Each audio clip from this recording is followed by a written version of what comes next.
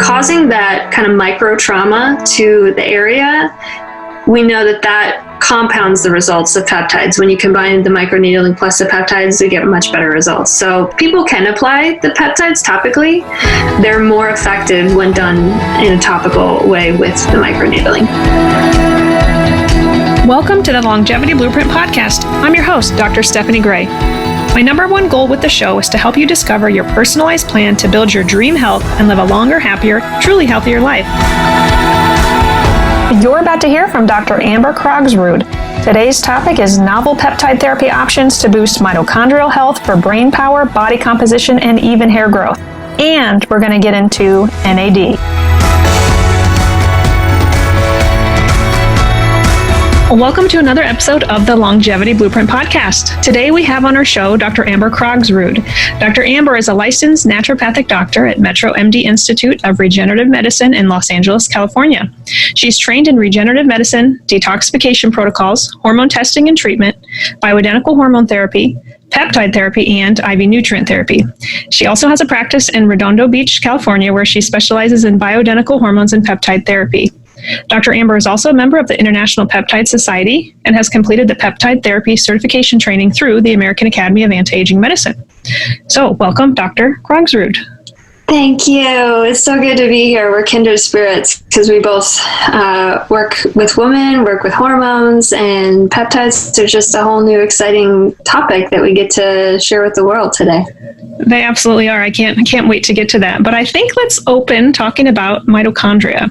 So I recently had Dr. Terry Walls on as a guest. She's a colleague and friend also from Iowa. And we talked about her Walls protocol that she strategically created to fuel her mitochondria with food.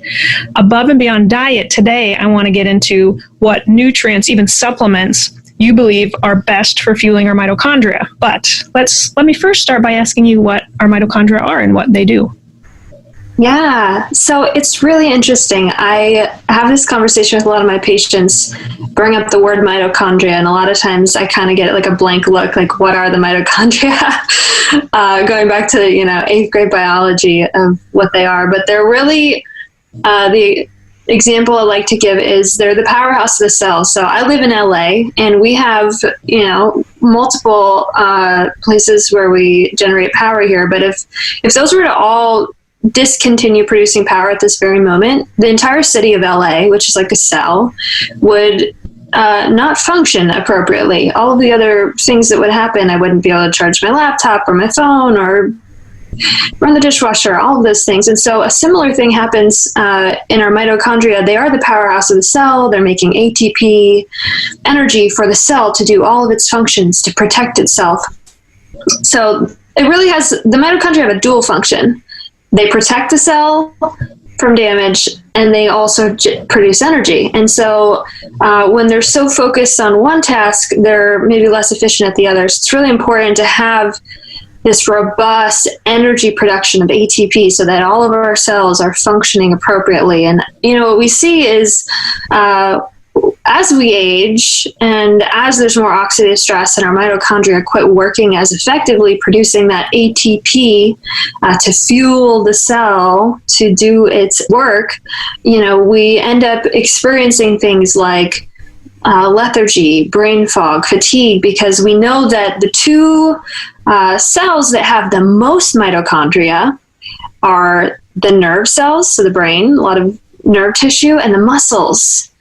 Right? Which is why in a lot of these conditions like MS and ALS, even like fibromyalgia, chronic pain, where we can trace that back to a mitochondrial dysfunction that's happening. Even autism, there's a lot of literature out there right now and some clinics that specialize in autism, and they're using a mitochondrial-based approach because we're identifying, when we're having nerve conduction, nerve issues, cognitive things, maybe it's related to mitochondria, and we're finding that it is. So I think it's not really something that most people probably wake up thinking about, how can I help my mitochondria today?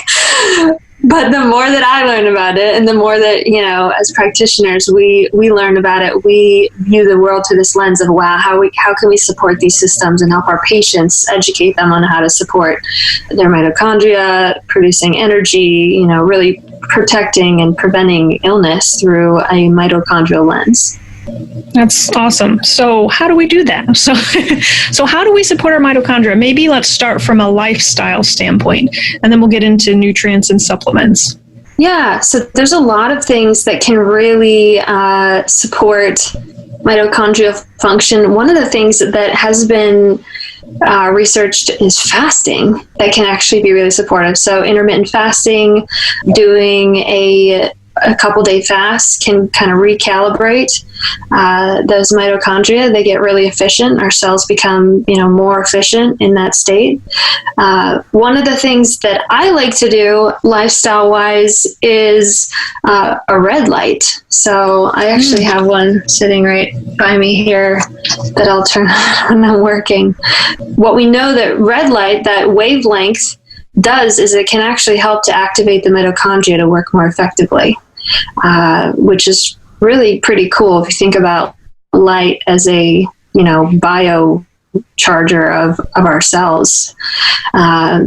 There's many other things, looking at diet, looking at antioxidants, really fortifying the diet, or supplementation if we can't get it through diet, with things that are going to protect the mitochondria from damage, because we have DNA in our mitochondria too, right? We learn about that in med school, and not only does the nucleus have mitochondria, but the nucleus have DNA where the mitochondria does as well. Yeah, so it just becomes really important to add in all those antioxidants, and we can talk about some of those antioxidants.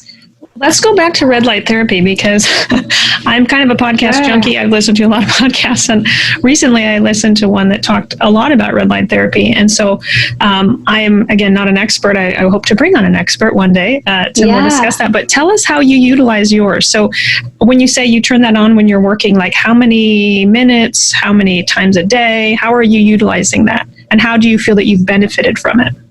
Great question. I love talking and sharing with this with my patients, and I think even better to share it out to the masses on a podcast. So I use mine for about 15 to 20 minutes a day. There's diminishing effects using it much longer than that. Using it for like 2 hours is probably not going to, produce a massive effect, but it's really a small threshold. I don't know if have you seen those caps that you can get for hair regrowth? Oh yeah. I use one, not the cap, a larger machine. Yeah. Absolutely. Yeah. So, I use my red light for hair regrowth and for skin in a similar way that the cap does. So I just, lay my head against it and, read a book or something. So, and then I'll do micro needling on my skin. I'll use it to help regenerate the collagen in my skin. So, and then what I'll also do is kind of lean my lower back, because I'll just get, kind of muscle tension from exercising or sitting, working at a desk a lot. And I actually find that it does, because it supports mitochondria, it can help with muscle repair post-exercise or just sitting a lot. So it can help with muscle tension that way. But What's your experience? Well, not much yet, but I think that's the main application that many individuals are familiar with, like recovery, repair. But I'm more fascinated. So I have used it for skin or for hair regrowth, stop some hair loss, but I haven't used it on my face, like for my skin, for collagen. So I'd like to purchase an in-home machine that looks very portable, very easy. Portable. Yeah. Super easy to, you could travel with it if you really wanted to. Very cool. Thank you for that tip. I didn't really think of that as supporting mitochondrial health, but obviously it makes sense that it would. Cool. It does. So let's talk about the antioxidants you were mentioning. So let's go into some of those. What are your top few you recommend? So we'll walk through a few. The one that's really commonly known because of statin drugs is CoQ10. Mm-hmm. So that's the one. CoQ10 is that coenzyme. It carries electrons into the electron transport chain, which is what's happening in the mitochondria to make that ATP. So it's a really important piece for the process of generating energy in the cell. And when we don't have enough CoQ10, our mitochondria is more susceptible to damage, oxidative stress, so it's super protective. So I like to, well, especially if they're on a statin drug, but even not, adding in some CoQ10, because it's not really something that's found in a ton of foods. Yeah, unfortunately. Yeah, it's really something that you have to supplement with. And then a couple of the other ones, I love alpha lipoic acid and then acetyl L-carnitine. And acetyl L-carnitine is the one that's touted as, the fat burning nutrient. And it's found in meats. For someone who's vegan, they're probably not going to get a ton of L-carnitine in their diet. So that one might be better supplemented for them. And, we learned this in medical school too. What L-carnitine does is it takes those fatty acids in our adipose tissue, shuttles them into the mitochondria to be burned for energy. Kind of like coal in a train is how I describe that to my patients. It shovels that coal in. Not that a lot of trains still use coal, but you get the analogy that's required for that train to go. Absolutely. I love using analogies too, because I think that can really help to understand what's happening with this entire world that's in our body that we aren't seeing on a daily basis.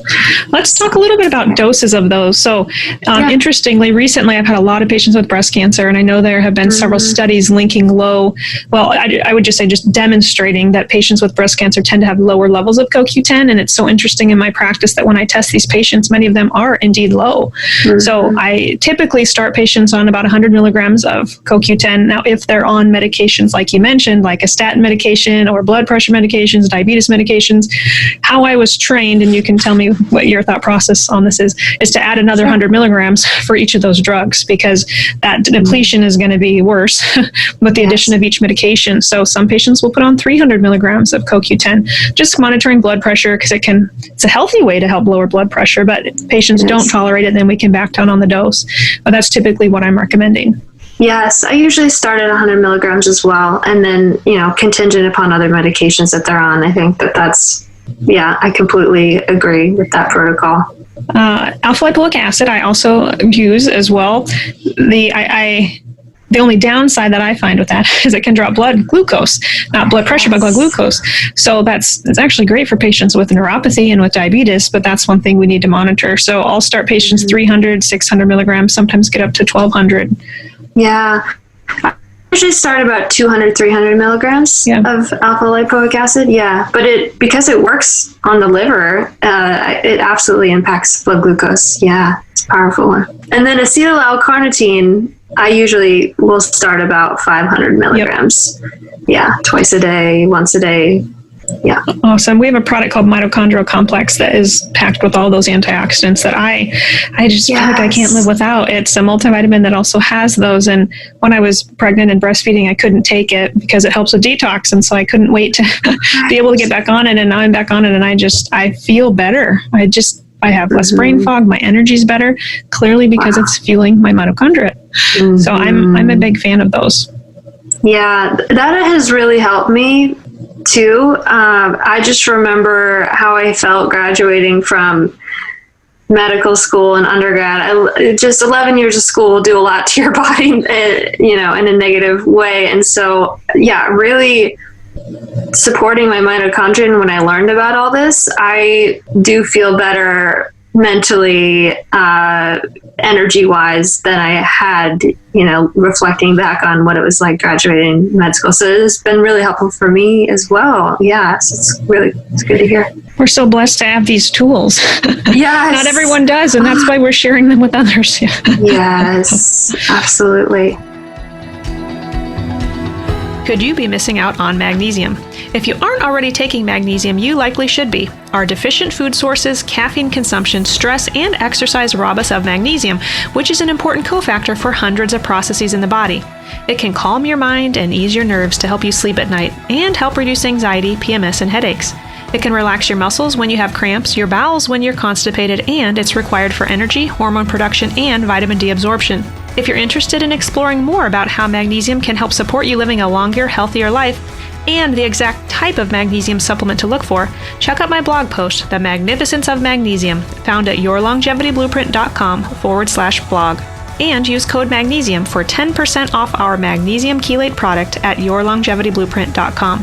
Now, let's get back to the episode.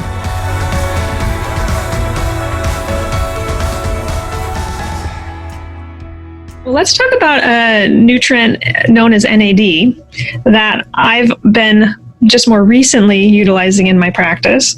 I don't know if you went to the A4M conference last December, but there's a speaker, Chris Shade from Quicksilver, spoke on NAD, and that reminded me, I better start using this nutrient again, because it kind of fell off my radar. But it is something that many of my patients are now asking me about, and it also can help with mitochondria. So tell us more about NAD and how you use it. Yeah, so NAD is one of these amazing molecules. It's a coenzyme, and it's important for mitochondrial function. So it's an oxidation reduction process, which is just a chemical reaction for everybody listening. But it's involved really in the energy generation process. We know that as you age, your NAD levels decrease. And I've also had patients ask me, can we test your NAD levels? And or mitochondrial function. There's some things we could do to maybe get a glimpse at mitochondrial function, but we can't actually measure your blood level of NAD or anything like that. Or, we can measure B2, just plain, yes. but not riboflavin. Yeah, and we can measure B3, right? Like niacin. Yes. But we can't measure the specific form, like this NAD. We can measure niacin, but not this specific. Yes, exactly. And so NAD, we should say just what it means. It's nicotinamide adenine dinucleotide. So we call it NAD because nobody wants to say that all day long. But really, what NAD does is it helps the brain cells to age well. And then we talked a lot about mitochondrial function in the A4M module for peptides, and we talk about this molecule called PGC1 alpha. So it's just a signaling molecule, but NAD controls the signaling of PGC1 alpha, and that actually protects the cells against oxidative stress, that process. So when we give extra NAD or support the body to make more of its own NAD, we're producing that pathway, more NAD, more PGC1 alpha, less oxidative stress, less cellular damage. So that's kind of the why behind NAD. And there's lots of different methods that you can administer NAD, so we could talk about cover that too. Yeah. Please. I think I've used all of them on myself at this point that I know about. There's an intranasal form that you can actually, it's very bioavailable to the brain, crosses the blood-brain barrier, and that one's combined, I think, with B12 and RG3, which is the red Korean ginseng. Does that have to be compounded then? Is that a compounded nasal spray? It's a compounded nasal spray. TaylorMade used to carry it. I don't know that they do anymore. Sure. But there's going to be places that other compounding pharmacies that make it. But the intranasal, I actually have really found that to be helpful with brain function. I'm a morning coffee drinker, and I have used that in place of it before and found that just energy, brain function is supported through the morning, through the day. But how long do you think that lasts? I mean, if you shoot it up your nose in the morning, how long do you think the effects are going to last? A couple hours. Yeah, at least a couple hours. And of course, the dose that you take intranasally is not the same that you would give IV or even topically. It's just kind of hard to dose it as high. But if it's very specific for brain, for somebody who is having memory issues or, early dementia-like symptoms, using that form could be a little bit more specific to the brain, which could be great, or even autism. Yeah. Awesome. So I love that form. And then there's also, so we have our IVs, which is kind of where a lot of people have heard about NAD, the NAD IVs. A lot of addiction centers. There's one in San Diego that I'm very familiar with, the owner, and they use NAD for addiction protocols, for aging brains, preventatively, using it for patients who do have a formal diagnosis of neurocognitive decline like dementia, Alzheimer's, Parkinson's. So lots of potential uses. The NAD IV, I'm sure you've had patients talk about the experience of the NAD IV. Are you familiar with the side effects? Are you talking about flushing, or are you okay?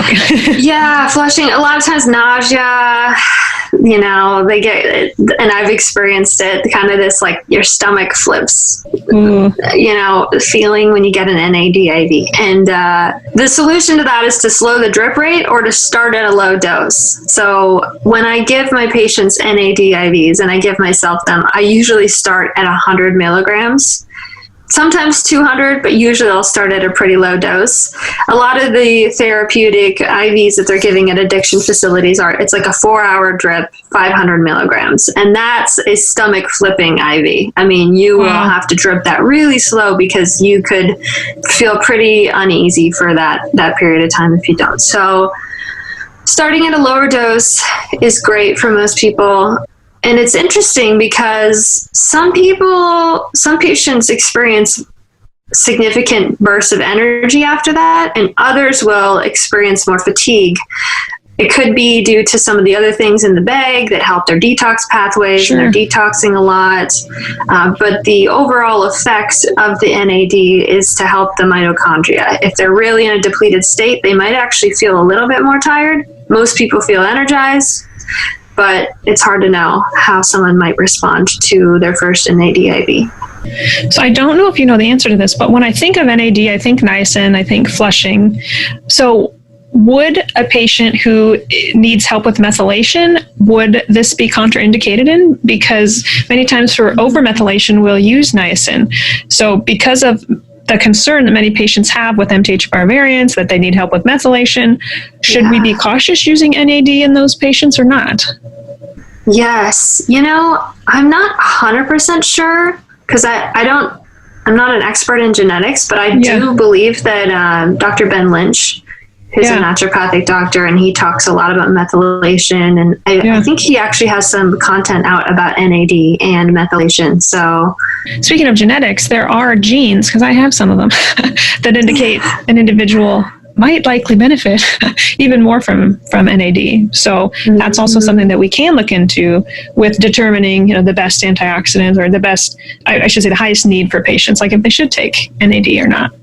Yes. And I think that's really an important piece too, is if we can get confirmation that it's going to be more effective for them specifically, it's going to be more of an opt-in when you can give it to a patient black and white. You need this molecule, and here's why.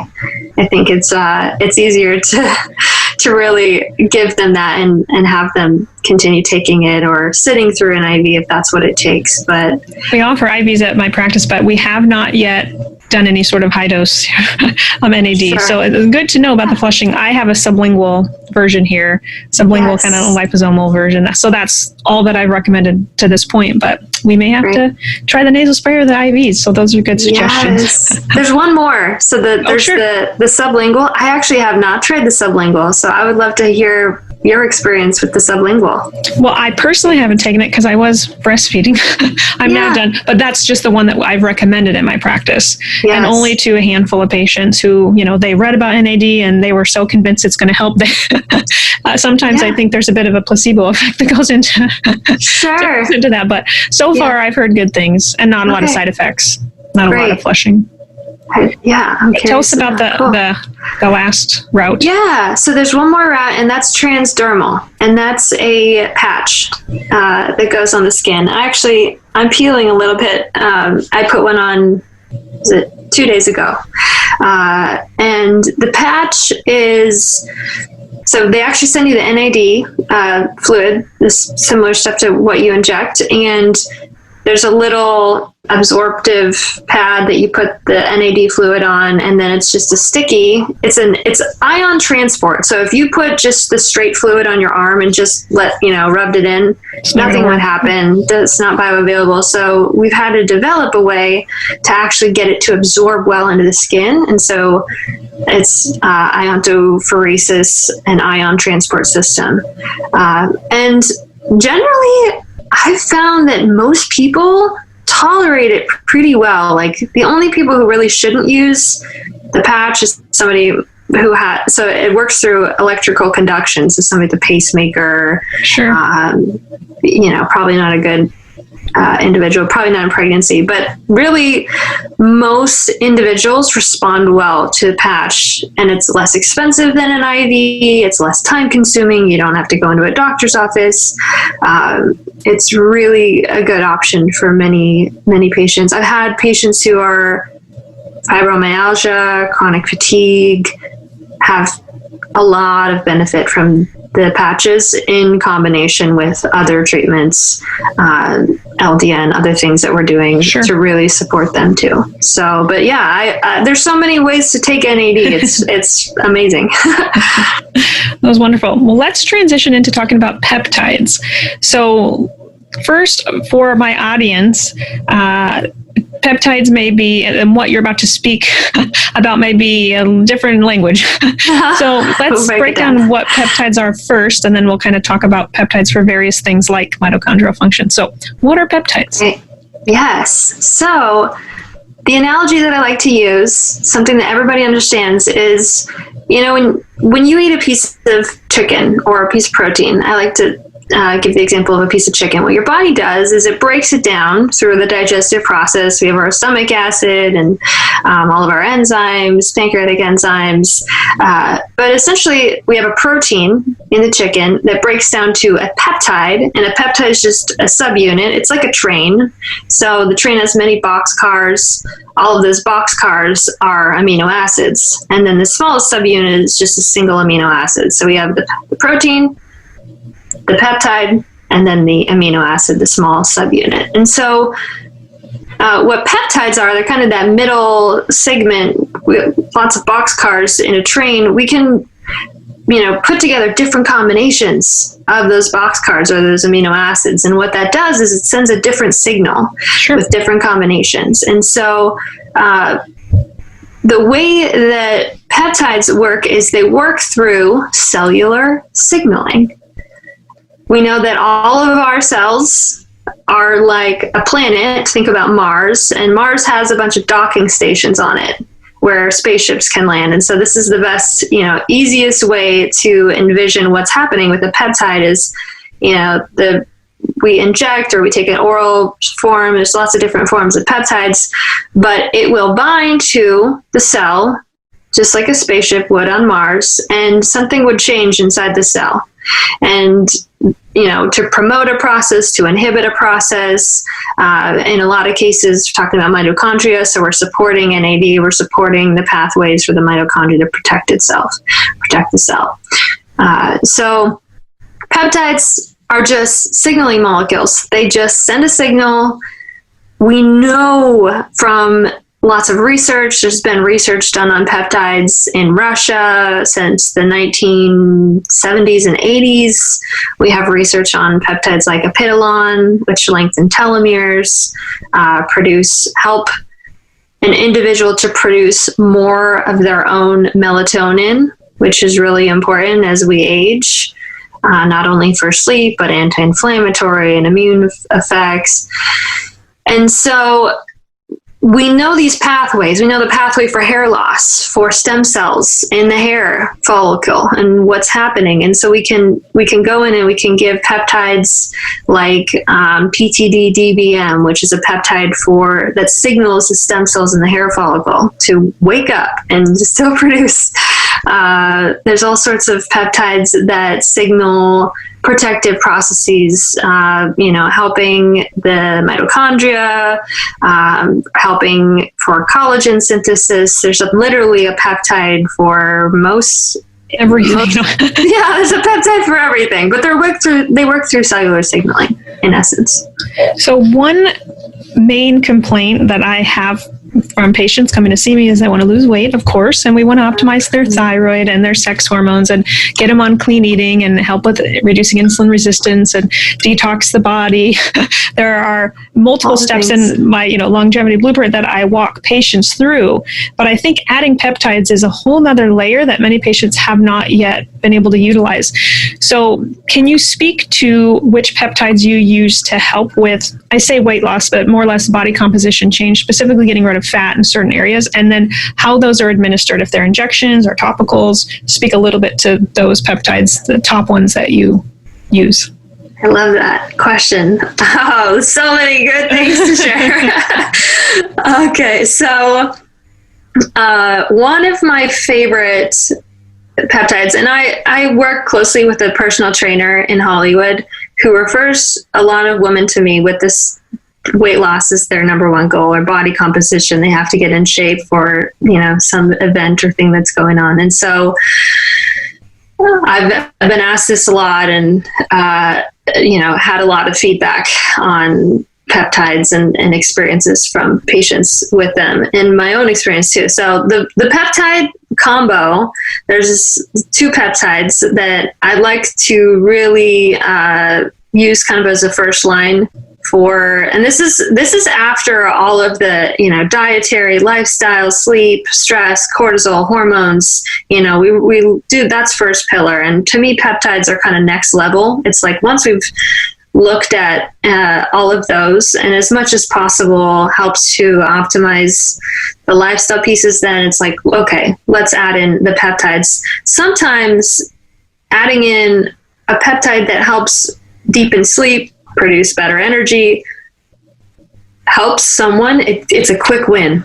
They get more energy to make those lifestyle changes. So, it's a cat and a mouse thing. Sometimes it actually helps to boost their energy, get them in a better mental, emotional place, increase their energy to make those lifestyle changes. But the two peptides that I like to use are CJC 1295 and ipamorelin. And those are just biochemical names that were given in the lab to these two peptides.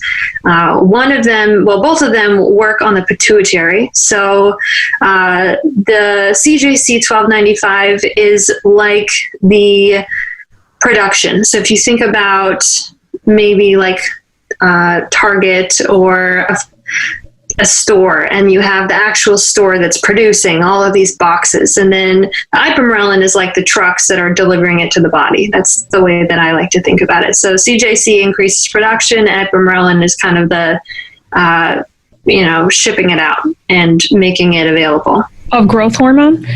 Or yes. Just to clarify. Of growth hormone. Okay. Yes, of growth hormone. So and they're working on the pituitary. What they're really doing is helping your body to make more of its own. Very different than nortotropin, any sort of exogenous growth hormone injections, which a lot of clinics do here in LA and around the country, where they're administering the exogenous form. So they're not helping your body to necessarily make more of its own. They're just injecting a separate source. Sure. And you can run into a lot of trouble doing that in terms of side effects, cardiac issues, acromegaly. There's a ton of side effects, and there's a time and place to use some of those exogenous growth hormone supplementation, but for the average person, what we want to do is really just refine their body's ability to make more of it themselves. And this is not, a lot of people are worried about cancer. This is one of the biggest questions around some of these peptides and increasing growth hormone. It can increase IGF-1, but it's so transient the way that peptides do it. We're trying to mimic the natural rhythm, which is what we try and do with bioidentical hormones too. Try and mimic that natural rhythm of what's happening in the body. And peptides are, really, you could term them bioidentical because it's really something that our body makes already, right? Like BPC 157. Are you familiar with that specific peptide? Is that still available though, or not? Yes, but that could change soon. It just depends where you source it from. But there's a reputable source that I have that's based out of LA, and there's a couple places, but there's also places where it's not available anymore. So there's a lot of changes FDA wise with peptides. Sure. Yes. Unfortunately. Well, yes. New landscape with peptides. For the listener, that just means what used to be available isn't. Some of what used to be available is not still available, but practitioners like both of us are working to find some other solutions and alternatives for sure. I want to go back to hair loss real quick because I think for those listening, they may be interested in what they can do for their hair loss. So which peptides do you use for hair loss? Even some other modalities like microneedling or PRP, or speak to that a little bit.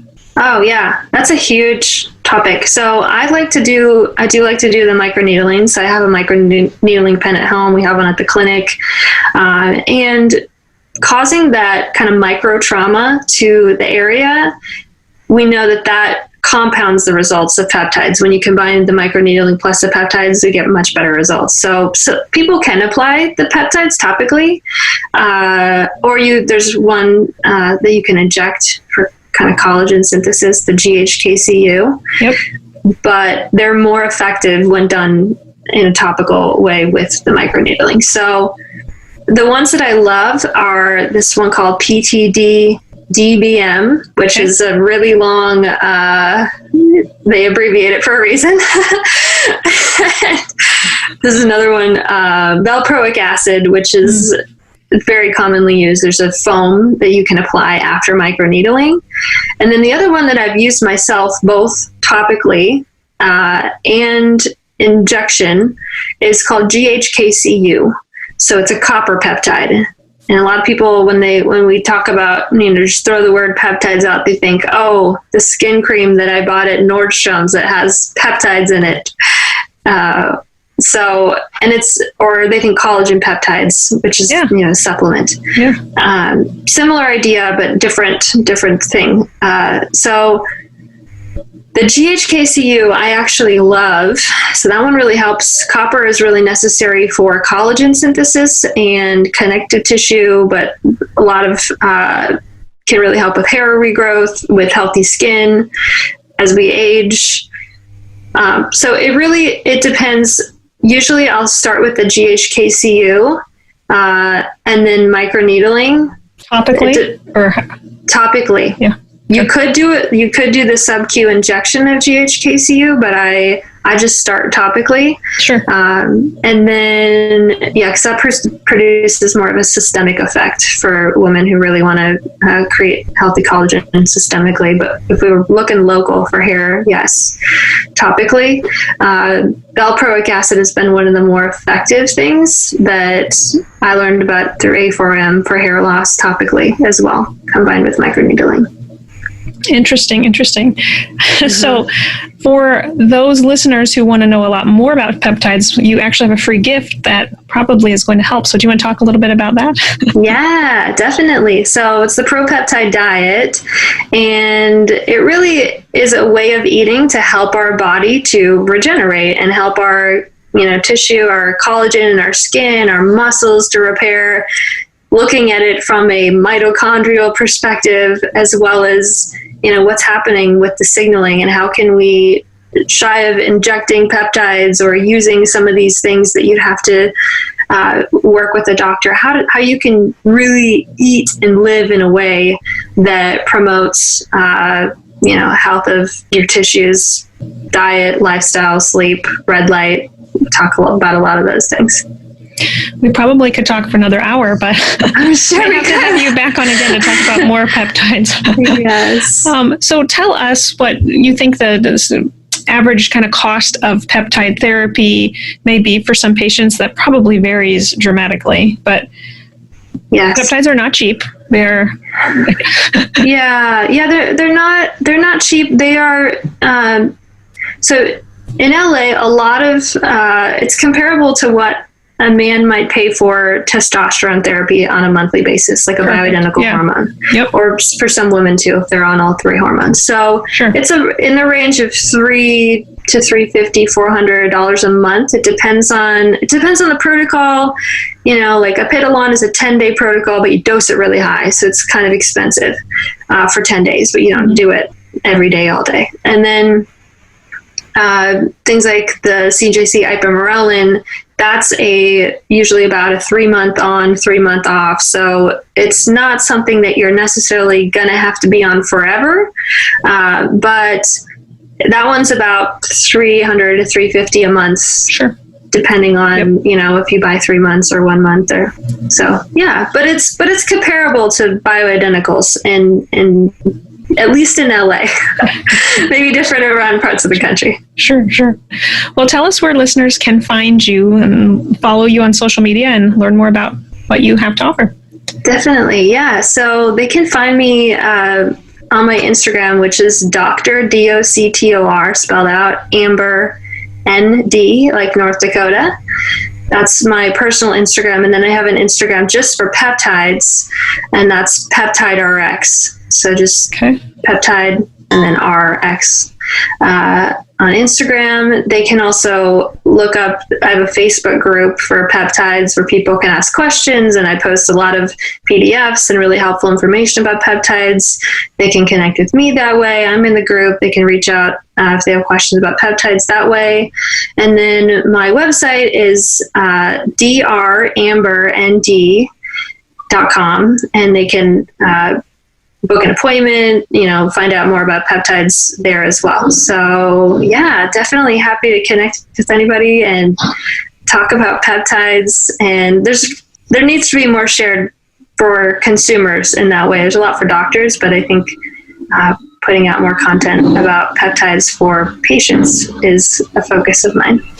Well, thank you so much. That was a wonderful, likely intro to many of my followers on what peptides are. Yeah. There are so many. Again, we'll have to talk more in the future about additional peptides. But thank you so much for sharing your knowledge, your really wealth of knowledge with us on nutrients to support mitochondrial function as well as peptides. So Absolutely. Thank you for your time being on the show today. I appreciate it. Thanks. Well, wasn't she a wealth of knowledge on peptides? Wow, I hope you learned a lot about peptides for body composition changes like weight loss, for hair growth, and even brain power. I hope you learned about how important the mitochondria are and how you can incorporate NAD into your supplement routine. I'll be sure to be incorporating more peptides into my practice, and don't worry, I'm going to be bringing on more speakers to further the peptide discussion. Be sure to check out my book, Your Longevity Blueprint. And if you aren't much of a reader, you're in luck. You can now take my course online where I walk you through each chapter in the book. Plus, for a limited time, not only is the course 50% off, but you also get your first consult with me for free. Check this offer out at yourlongevityblueprint.com and click the course tab. One of the biggest things you can do to support the show and help us reach more listeners is to subscribe to the show and leave us a rating and review on Apple Podcasts or wherever you listen. I read all of the reviews and would truly love to hear your suggestions for show topics, guests, or how you're applying what you've learned on the show to create your own longevity blueprint. The podcast is produced by the team at Counterweight Creative. As always, thanks so much for listening, and remember, wellness is waiting.